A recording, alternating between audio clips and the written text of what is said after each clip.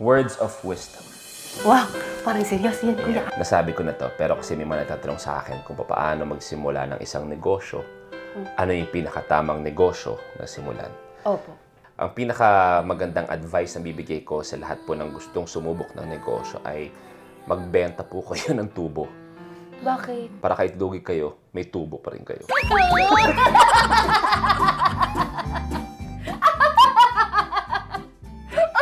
Akala ko seryoso.